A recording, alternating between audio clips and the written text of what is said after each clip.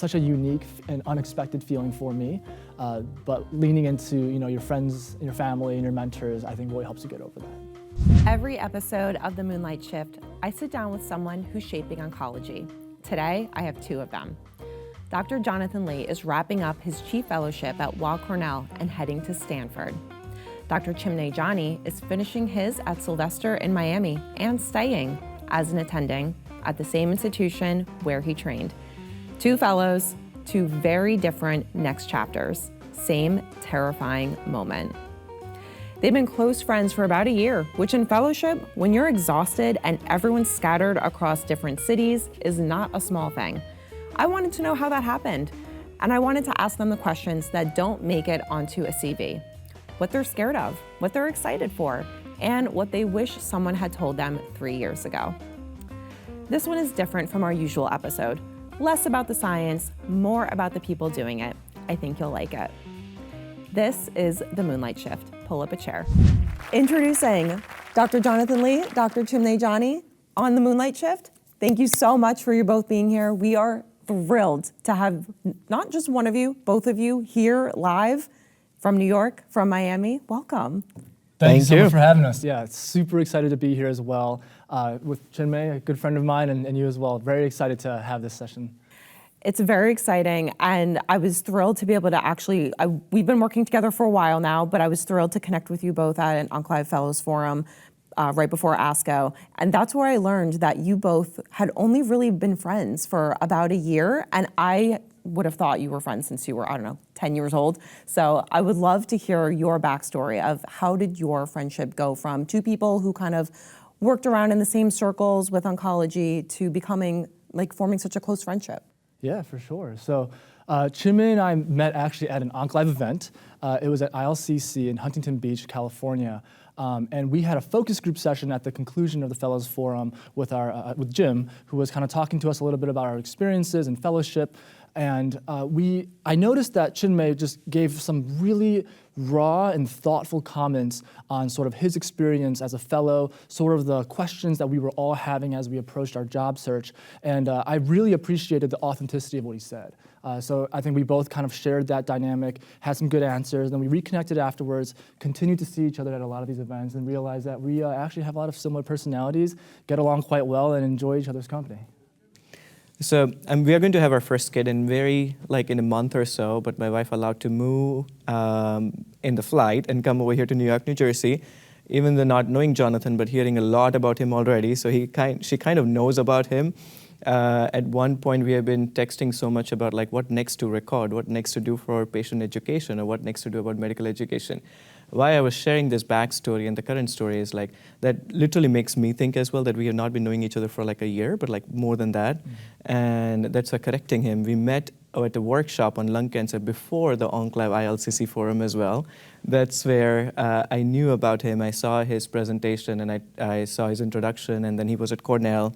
That's where kind of my journey started in medicine as well in the United States. And one thing which connected both of us was this enthusiasm about doing something different, focusing on medical education, and then being honest to each other, not being worried about thinking multiple times before sharing our thoughts, our ambitions, and our next goals. And both of us had similar goals, and that's what started this friendship. Now, I want to pick apart a couple things from each of you. So, Dr. Lee, you wrote the guide for incoming fellows for Oncolive, the thing that you wish you'd known going in, and if you had to distill it to one sentence that you couldn't put in the article, what would it be? I'm actually going to go with a slightly more sobering direction here. I would say that a lot of fellowship, for me personally, has been a very lonely experience. I think during medicine residency, you're often in teams of 3. You have a senior resident, 2 interns. So you're always kind of moving as a group, moving as a pod, checking in with each other, running the list. Whereas in fellowship, it's oftentimes just you and the attending, one-on-one. And you're working in the fellows workroom with other co-fellows, but everyone's on different services. So you can feel a little bit isolated in terms of what you are actually experiencing on a day-to-day. And I want to pivot a bit back to what Chinmay just talked about, and where I feel like leaning into your friendships and the community that you've built over the years, such as this friendship here, has something that has really been invaluable throughout this experience. Well, and you said it just before that fellowship is a very lonely profession. And I'd love to know, like, how did the two of you really build something so real during all the crazy schedules and the emotional exhaustion and physical exhaustion? How do you build something, such a real friendship that the two of you have? Totally. I think for both Chinmay and I, community is really important, right? And I think he spoke about education. For me, fundamentally, it's about connection, right? Connection with the next generation of doctors, with the previous generation of doctors, and healthcare workers, and patient advocates across the board. I think for Chinmay and I, we were both very willing to engage with each other, to reach out when we had questions, when we had thoughts, when we had ideas. Instead of like sitting there crafting a long message, I would just kind of text him and be like, hey man, like I'm thinking about this, like what do you think? And Chinmay, to his credit, he often just called me, like cold called me. And he would just be like, hey, I have this idea, I'm working with this group, I think you might be interested in this. So what do you think? And I'm like, hey, that's like a great idea, and I'm down for that. I think that kind of willingness to have and engage in organic conversation is what brought us together. And thematically, that's something I think we are trying to move forward with as we kind of continue to do, patient education and medical education initiatives. And I think so. One thing is what we learned in medical school. We learned a little bit more in my residency back at Boston, Mount Auburn, and Harvard. And what became even more fundamental was collaboration. Never did I initially knew that I would be going into oncology, where oncology and collaboration, both of them, they go parallel to each other. Whether we are talking about patient care, we have to collaborate with radiation oncologists, we have to collaborate with surgeons, we have to collaborate with palliative care, psychiatrists, as well as pharmacists, and so on and so forth. And that's why collaboration runs into our blood. And if it's not running, we need to inject into our blood. And that's what I think so. We both already had collaboration running. And when I saw him presenting and then eventually on that ILCC on the same table, it was with Dr. Tony Mock. And we were talking about next steps, next career goals. And we both had very much similar goals. And that's what made me think it'll be very easy to collaborate. And on that conversation, we both were very open about talking what we have achieved so far, also sharing each other or praising each other what he had achieved or what I had achieved at different steps, but in a positive way, motivating each other as well. And many advices that he gave me to go to one of the patient advocacy conference, EGFR Resistor, which I didn't even know that kind of thing existed. And then I applied an event and I learned so much. So we learned from each other so much as well for where next to go and how to apply or what to do for our careers. Now, you're getting ready for your attending roles. It's so exciting. Congratulations again to both of you. The honest answer, what are each of you most scared of? Oh, terrified is the more correct word. I think, it's still the autonomy. It's something that I think we've all been very excited for. We've really wanted it. But now that I'm actually at that precipice where it's about to be independent practice, you're really making your own game time decisions for patient care. A lot of these decisions you can't take back. It's terrifying to know that you are in the driver's seat and have the potential to do a lot of good, but potentially harm as well. Trying to find that balance in oncology, extraordinarily difficult. So I would say in fellowship and in medical training, you could always fall back on I'll talk to my attending about this, and my attending will say this and that. Then you realize that, that's me now. Of course, you still have plenty of people to run cases by, and I'm certain I'll call Chinmay all the time to talk about his experiences using immunotherapies in lung cancer. But I would say that aspect has me quaking in my boots. I get that, yeah. And just piggybacking on what he said is trying to find attender attending. This was a term that I learned again in my residency time when there were younger attendings, and they always used to say they have their senior attendings to reach out on sometimes we don't know what we don't know. So, and that is a time we need to reach out to someone as well that, am I making this decision properly? I know at Southwestern University of Miami, we already have a lung cancer group on WhatsApp where attendings talk with each other as well. I'm waiting to be added to that group very soon. So that certainly is the most scariest part. And then the second thing, we both are going into academia, is how to write the best grants and how to get the perfect funding to advance clinical research and to advance academia. I guess those two things are the most exciting and also scariest at the same time. You have a lot of good philosophical slogans that I think I'm going to be taking away now. I like also what you said earlier about injecting it into your blood. That was good, very good. So, Dr. Lee, you're leaving New York for Stanford, and that's not just a job change, that's a life change. So, what are you leaving behind that you're going to miss, and what does the version of yourself at Stanford look like?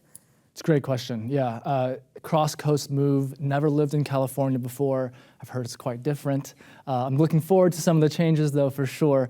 Something that I'm leaving behind, unfortunately, is probably, Manhattan, right? New York is such a special place to live, such a special place to train. I think just the sheer amount of collaboration that goes on in this tiny island of Manhattan, just being able to run into your collaborators at like a Trader Joe's or something. I've had a lot of very organic conversations at like the dog parks and whatnot. I think I'll miss that the most. I'm obviously very excited about Stanford and Palo Alto, but the suburbs of the Bay Area, much different vibe, much more spread out than Manhattan. So I think that's probably the thing that I will miss the most. Well, now I know that you're at a dog park. What kind of dog do you have? I actually don't have a dog, but I oftentimes will go with my friends who do have dogs because I love looking at dogs and playing with dogs. Okay.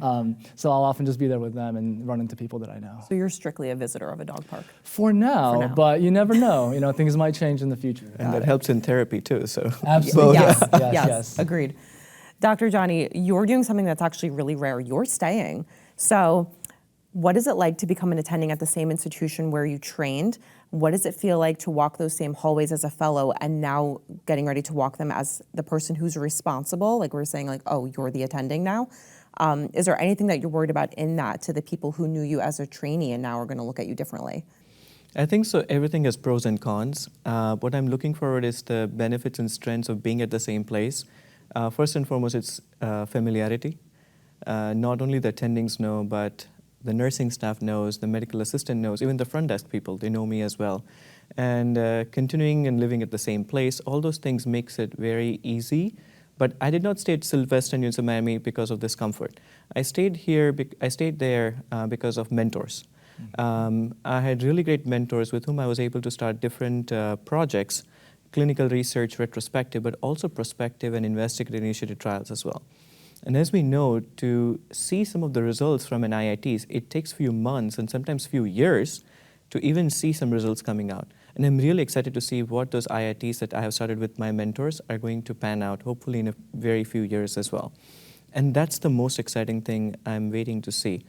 Other things at Sylvester is growing very well. We have a really good and advanced thoracic oncology program, which is even growing further, and have a constant support from translational aspect, from bench aspect.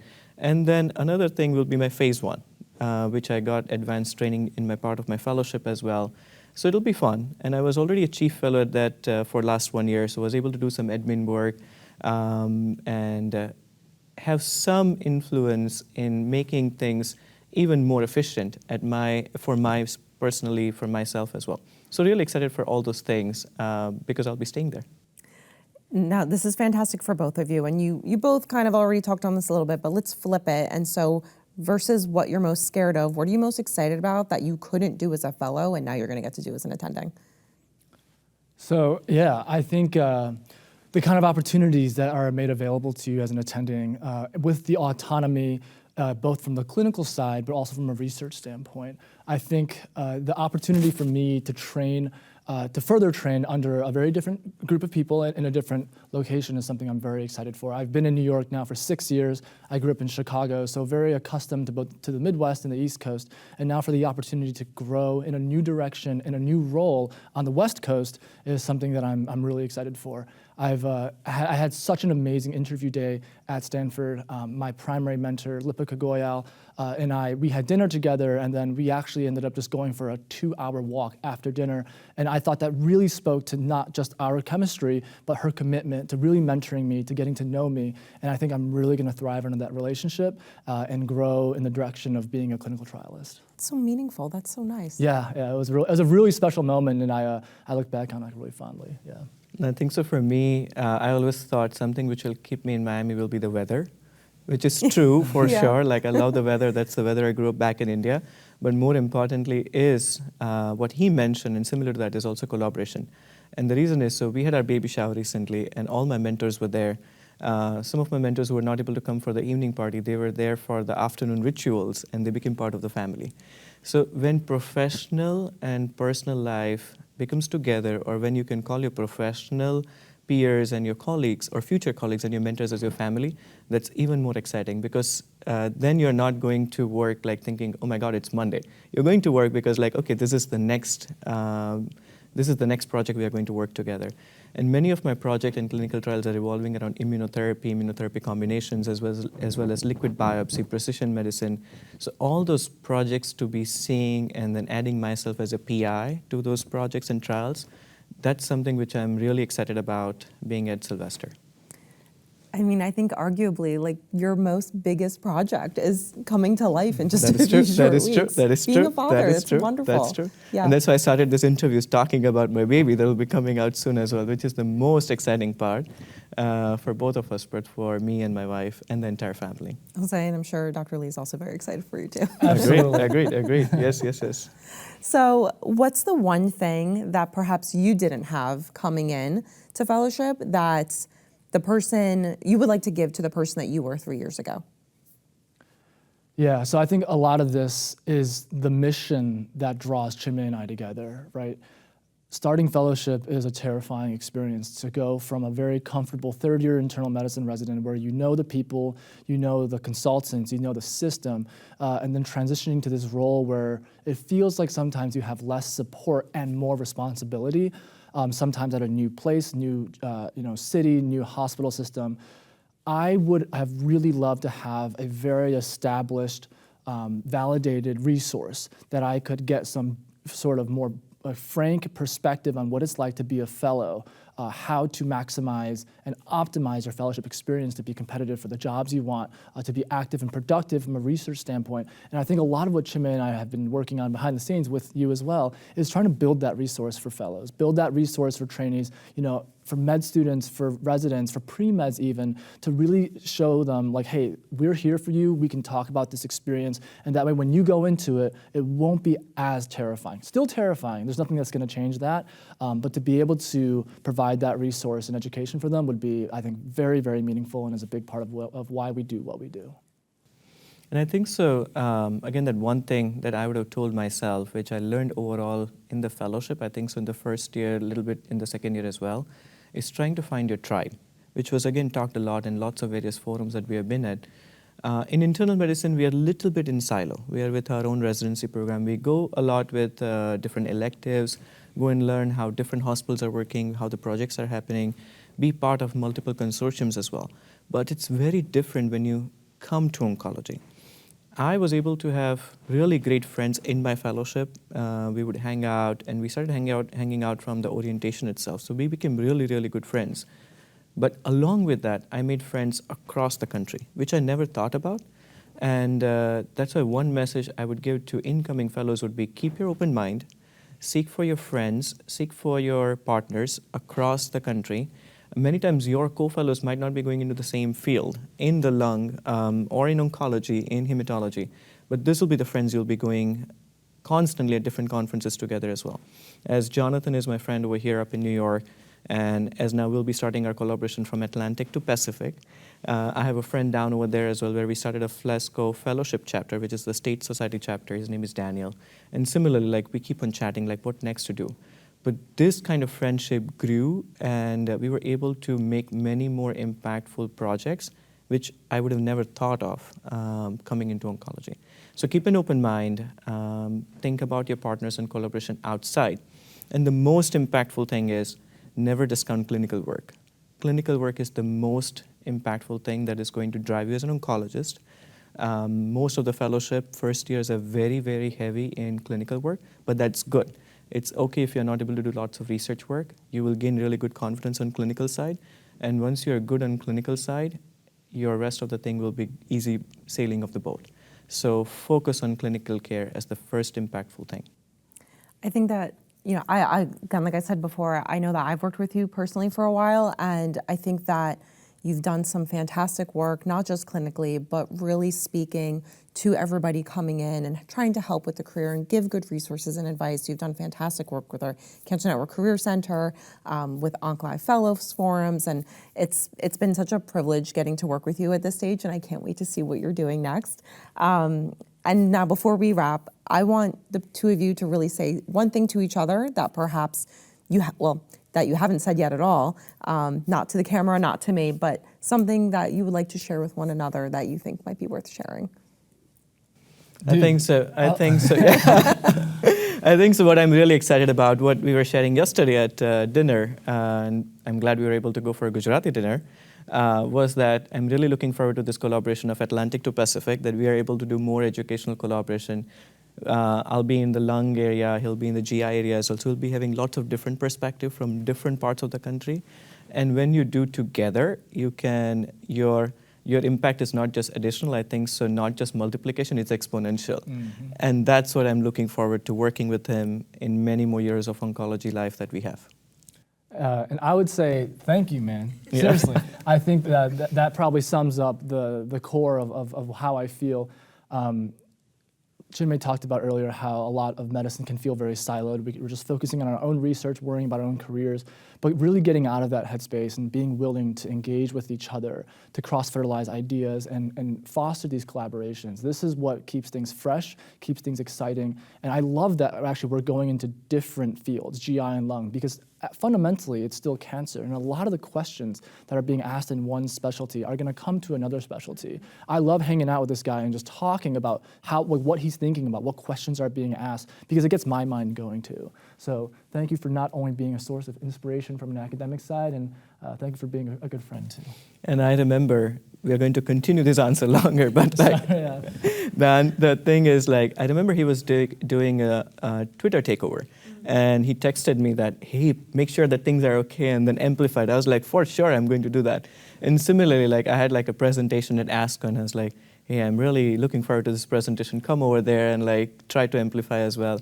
And being at each other's happiness, because that's the most important thing, that you have someone with whom you can be happy about, hey, this got accepted. At the same time, being there with each other's down times, up times, breakups, positive points, negative points, everything. So that's what will make this friendship even grow further, along with our professional collaboration. You two are literally each other's both personal and professional wingmen. I love it. Exactly. Absolutely. Very good. We got very lucky meeting each other. Agreed. So we're going to play a game now. Okay. The name of the game is Same Page or Different Chapter. And this one is specifically for the two of you. I'm going to read a statement about fellowship, career transitions, or the future of oncology. You each answer at the same time, no looking at each other. If you're on the same page, we move on. And if you're on different chapters, you each get 15 seconds to defend your answer. Are you ready? Think so. So you're going to read something, then what do we say on a count of three? So you're going to say, true or false. Oh, true or false. Yeah. Agree or disagree. Yes. Got it. Okay. Right. Agree. What do you want to say? True or false, or agree, disagree? True, false. True, Just false. fun, All yeah. right. Okay. So if you disagree, then you each can defend. You get 15 seconds. Perfect. Number one, fellowship made me a better doctor than any residency rotation ever could. True. Absolutely. Okay. The scariest part of becoming an attending isn't the clinical responsibility, it's everything else. False. False. But also true. I think it's a very good question. Both aspects are very terrifying, and they're probably more interconnected as opposed to separate categories. But personally, I'm most scared for the clinical side of things. But actually, everything else is equally terrifying too. So. Okay. How about you? Similar. Social media has done more for professional development in oncology than any formal mentorship program. False. False. Do you want to say at the same time? Oh, yeah. Okay. False.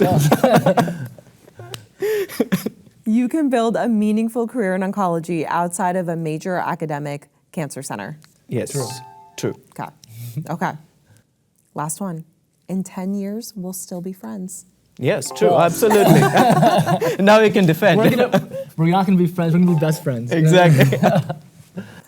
Thank you both so much for coming on the Moonlight Shift. This was fantastic. I appreciate both of you, and I'm very excited for what the future holds. Thank you so much for having us. Thank you so much for having us. This was so much fun. I'm looking forward to doing maybe some future episodes as we kind of progress in our careers. And thank you for being here with me today, Chinmay. Same here, same here. Thanks a lot for having us. And thanks to him. He was the first person to get me into different podcasts. So kudos to him. Again, wingman. Love it. That's Love true. it. Good.